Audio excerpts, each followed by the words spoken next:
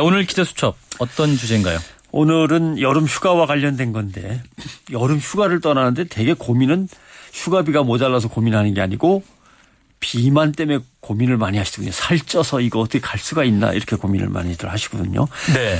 지난주에 미국에서 연구 결과가 나왔습니다. 지난 주말에 이게 화제였는데 내가 살찌는데 누가 가장 주범인가 따져봤더니 부모보다 형제 자매가 더 문제였습니다. 형제 자매요? 예, 그러니까 부모가 그런 것들을 먹여서라는 것도 문제는 되지만 형제끼리 형이 먹으니까 그냥 따라 먹고 언니가 그냥 늘 먹는 식대로 같이 가면서 먹고 살고 하다 보니까 비만이 더 늘어난다. 훨씬 더 주범이다라고 하는 거였죠.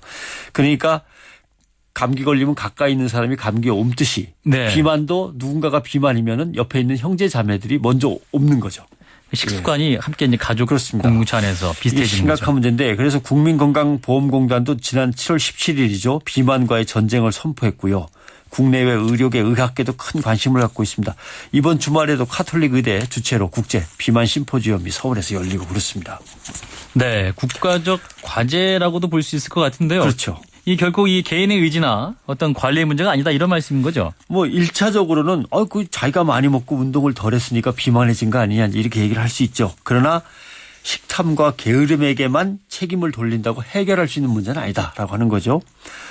음식물 그리고 우리가 사용하는 세제, 플라스틱, 새집 증후군 요소들, 대기 속의 오염물질, 담배 이 속에는 인간의 내분비계를 혼란시키는 물질들이 들어있습니다. 예. 예를 들면은 유해한 화학 물질들은 지방세포가 많이 만들어지도록 돕습니다. 지방세포는 자기 속을 채우려니까 자꾸 사람한테 먹으라고 신호를 보냅니다. 예. 그러니까 엄마가 나쁜 물질에 오염되면 신생아는 태어날 때부터 비만 체질로 비만 구조를 가지고 태어나는 셈이 되는 거죠. 그러니까 어떻게 할까요? 아기가 비만을 피하기 위해서 어머니 분유 바꿔주세요. 이렇게 말하지도 못할 겁니다. 그죠? 또는 나 천연 이의식으로 먹을래요. 이런 거 못 먹겠습니다. 애들이 그렇게 요구하지도 않습니다. 예. 엄마가 가려줘야 돼요. 그런데 엄마가 기업들의 과당 사용, 지방 과다 사용을 갖다가 중지시킬 수 있냐? 엄마들이 못합니다. 결국 이 문제는 국가와 사회가 공중보건 차원에서 개입하고 관리해야 되는 거죠. 담배를 사 피우는 건 개인입니다마는 많은 사람한테 해를 끼치기 때문에 사회적으로 규제하지 않습니까? 비만도 이 음식이라는 것도 사람을 비만으로 이끌 수 있는 음식들은 사회가 규제하는 게 많다. 이렇게 봐야 되는 거죠. 맞다. 네. 예. 담배 이런 것들 사실 또 살 빼려고 또 피우시는 분도 있고요, 사실. 살 빼기 위해서 담배 피운다는 분들이 많더라고요. 예. 약간의 효과가 처음에는 있다고 얘기를 합니다. 그러나 결국 자기의 내분비계가 이제 혼란을 겪으면서 다시 살찌게 되는 거고요. 흡연은 무엇보다도 저체중 아기를 탄생시킬 가능성이 무지하게 높습니다. 근데 이 저체중 신생아는요. 자라서 비만과 대사증후군에 걸릴 위험이 훨씬 더 큽니다.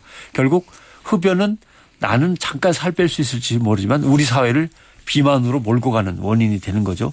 건강한 음식 잘 먹고 건강한 습관을 지켜가는 게 중요합니다. 예. 그 옛말에 이제 그 약식동원이라는 말이 있는데요. 그렇죠. 예. 예, 이게 이제 밥만 잘 먹으면 약이 된다 이런 말인데요. 그렇습니다. 이제 음식이 건강입니다. 곧. 근데 이제 아이들이 이제 햄버거라든가 이런 패스트푸드 먹으려고 일주일에 2번씩 가면은 비만 위험이 얼마나 높아지느냐? 얼마나 높아질 것 같습니까? 한 50% 정도? 그거보다 조금 더 높습니다. 60% 높아집니다. 예. 근데 아이가 일주일에 3번은 햄버거를 먹든지 이런 거 그냥 패스트푸드를 먹는다 그러면 300%까지 증가된다. 이런 연구 결과도 있어요. 한 번 더 가면 한 번 더 가는데. 밀게 되네요. 예. 그만큼 중독성이 강하다는 거죠 또. 그리고 이런 말도 있습니다. 음식이 포장지에 쌓여져서 나오면 음식은 버리고 포장지만 먹어라. 말이 안 되는 것 같죠. 음식점에 가서 먹어라. 음식을 사 먹는데 포장에 싸서 나오면 포장지를 먹고 음식은 버려라. 그만큼 포장이 된 음식은 해롭다라는 뜻입니다. 예. 그런 것도 있고요. 아무튼 뭘 시키든 뭘 먹든 절대로 식탁 테이블 위에 탄산음료는 올려놓지 마라. 이런 말도 있고 테이블에 식당에서 서비스로 빵이나 또 감자칩 같은 거 이렇게 내주면 절대 그런 거에 응하지 마라. 치우라 그래라. 이런 말도 있고요. 네. 그러니까 디저트는 일주일에 한 번만 먹어라. 여기 특히 지방과 과당이 많아서 그렇습니다. 당분이 많아서. 아, 디저트도 많이 문제가 되는군요. 디저트는 일주일에 꼭 한 번만 먹어라. 그러니까 교회 다니면 간단한 겁니다. 이번 주에 디저트를 한 번 드셨으면 꼭 주일 대예배 드린 후에 디저트를 한 번 드시고 또 먹었으니까 다음 주일 대예배 후에 또 디저트를 먹고 이렇게 생각하시면 됩니다. 진짜 음식을 제대로 먹는 게 정말 중요하다 이런 말씀을 드리고 싶고요. 그래서 과연 그러면 선진국들은 비만과 관련해서 어떤 고민들을 하고 어떤 대책들을 내놓고 있을까 제가 간단하게 소개를 드리겠습니다. 예. 제일 고민하는 거는 이제 미국이죠. 뭐 인구의 4분의 1은 비만이라는 거 아닙니까? 네, 그렇죠. 의료비도 엄청나게 들고요. 이것 때문에 또 기업에서 생산성이 엄청나게 떨어진다고 합니다. 비만인 사람들은 자꾸 아프고 건강 때문에 일의 능률이 안 오르니까 비만 노동자에 대해서 추가 비용이 도대체 얼마나 들어가나 지금 연구하고 있습니다. 이게 제대로 이제 연구가 돼서 나오면 비만인 노동자들은 채용이 안 될 가능성이 큽니다. 구조조정에서 먼저 구조조정될 수도 있고 예. 조심하셔야 됩니다. 프랑스는 캔 음료 한 개에 비만세가 30원씩 붙습니다. 그러니까 우리는 뭐 콜라 캔, 사이다 캔 많이 먹습니다만은 이거 한 개에 비만세를 아예 붙입니다. 30원씩. 영국도 이걸 지금 추진하고 있고요. 예. 헝가리 같은 경우는 햄버거법이라는 게 있습니다. 햄버거법이요. 예. 이건 뭐냐면 소금과 설탕, 지방이 많이 든 가공식품에는 부가세를 더 붙입니다. 예, 이런 법도 있고요.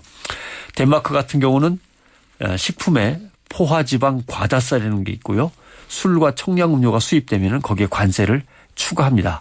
우리나라는 이렇게 세금을 갖다 막 붙이기가 참 어려운 구조인데 우리나라에서도 사실 이 비만세가 논의된 적이 있었지 않습니까? 논의가 되다가 이거는 우리나라는 부가가치세를 똑같이 취급하고 있기 때문에 예. 이렇게 각 항목마다 다 부가가치세를 달리할 수 없다 하는 논의 때문에 이제 중단됐습니다만은 그러니까 세금이 아닌 국민과 기업, 정부의 건강한 식생활 추진을 어떻게든 해결해야 되는데 이게 이제 어려운 거죠. 아무튼 비만 문제에서 대개는 개인의 자유와 책임을 강조합니다만 이건 좀 비겁합니다.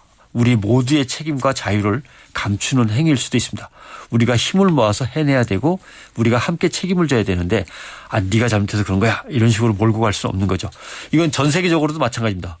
어떤 곳에서는 인류가 굶주리고 있는데 어떤 곳에서는 인류가 너무 먹어서 살이 계속 찌고 있다면 불평등의 문제도 있는 것이죠. 네, 비만의 문제 국가적인 보건적 차원에서 관리해야겠다 이런 말씀이었습니다. 네, 기자수첩 변상욱 대기자 수고하셨습니다. 고맙습니다.